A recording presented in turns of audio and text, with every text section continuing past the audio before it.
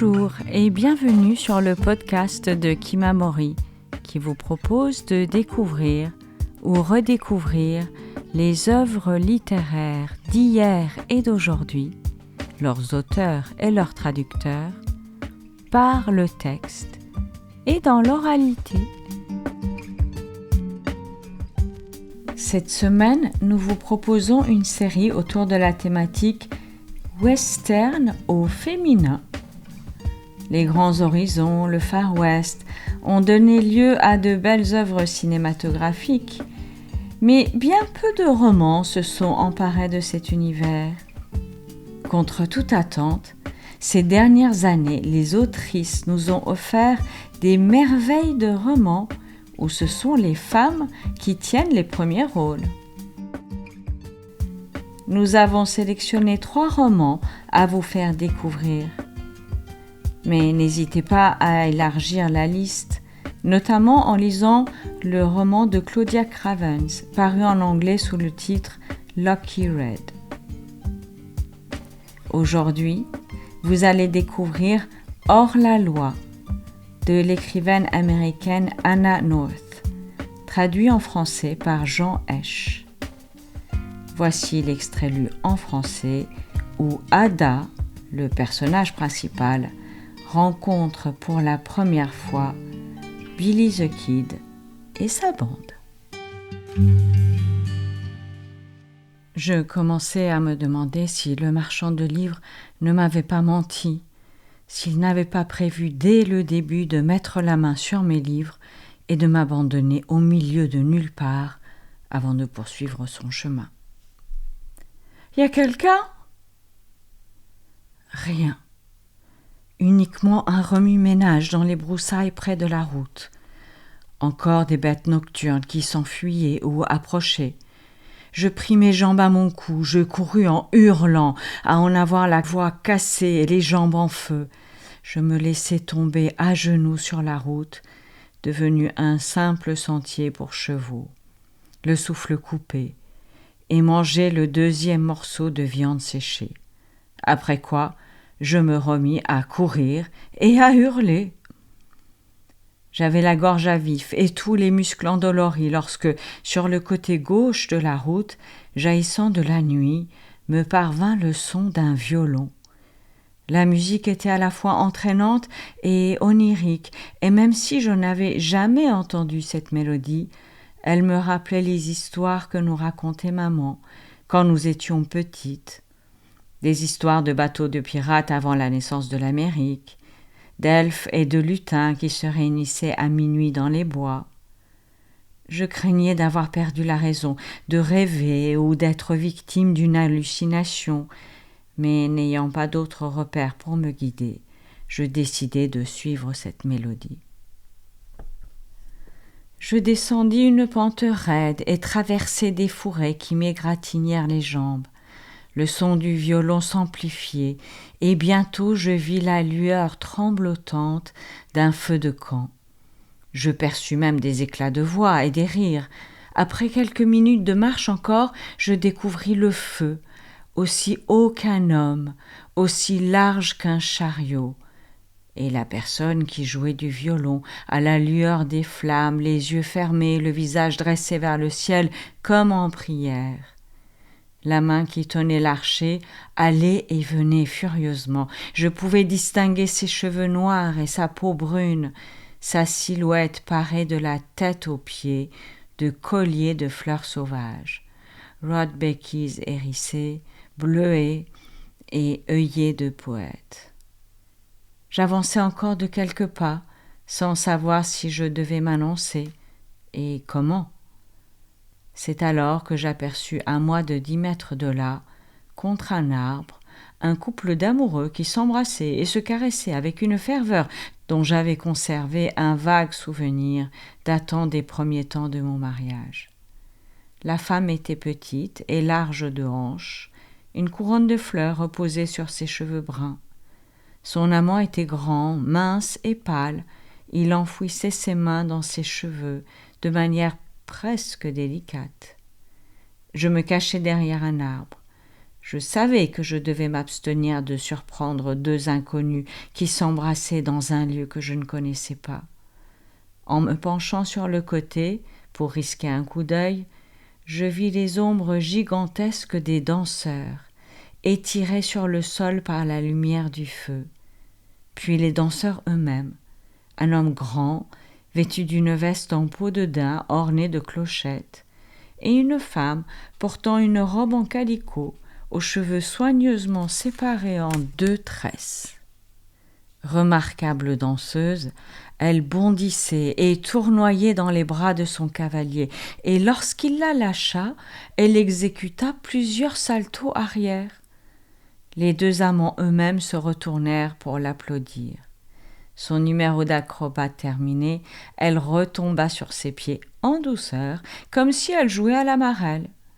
Dans la lueur du feu de camp, son visage était à la fois sérieux et débordant de joie.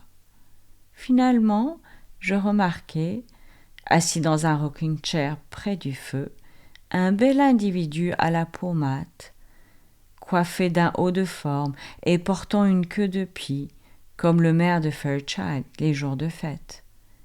Posée sur ses épaules, une cape faite entièrement de fleurs, jaunes, oranges, bleues et violettes, tombée jusqu'au sol, si ample et ouvragée qu'il avait sans doute fallu un grand nombre de jours et de mains pour tout assembler.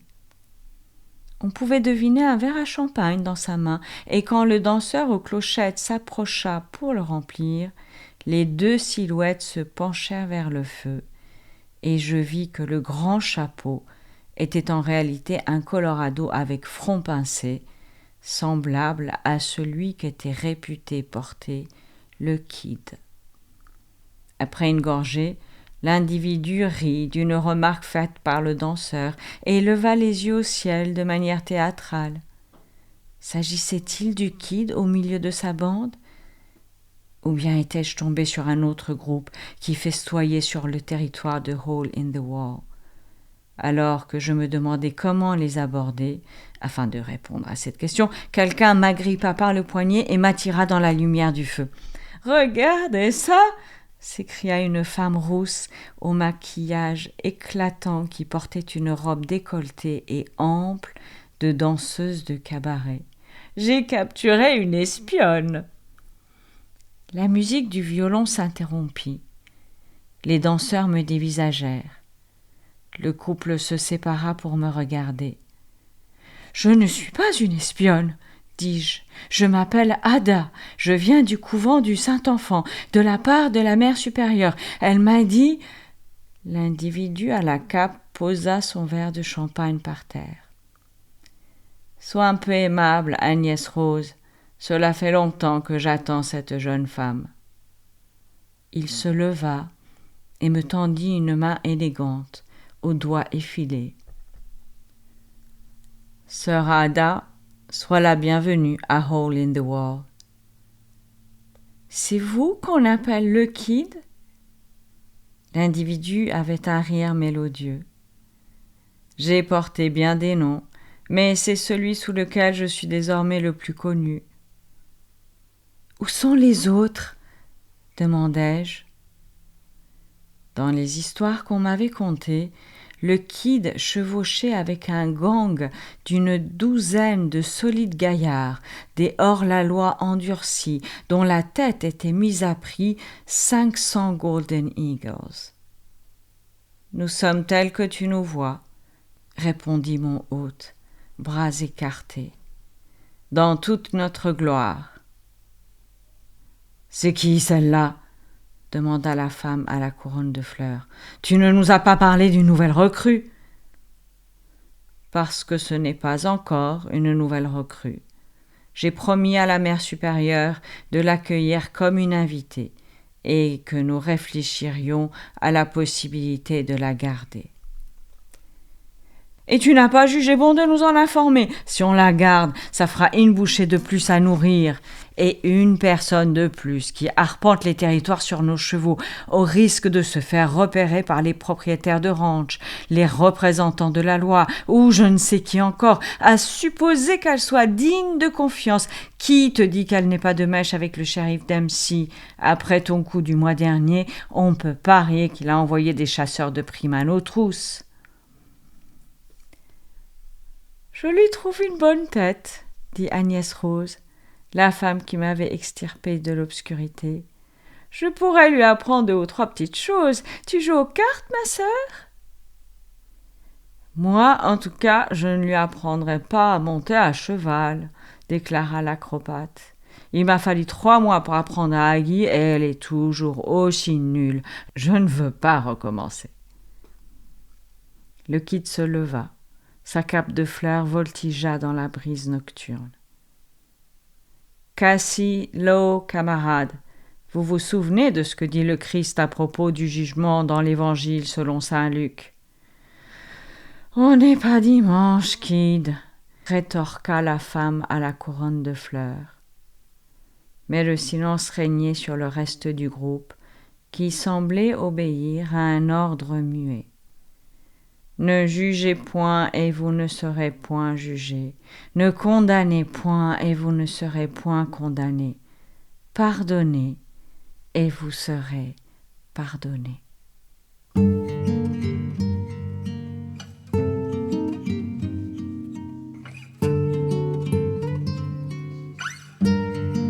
Vous venez d'entendre un extrait de Hors la loi d'Anna North, traduit en français par Jean Esch.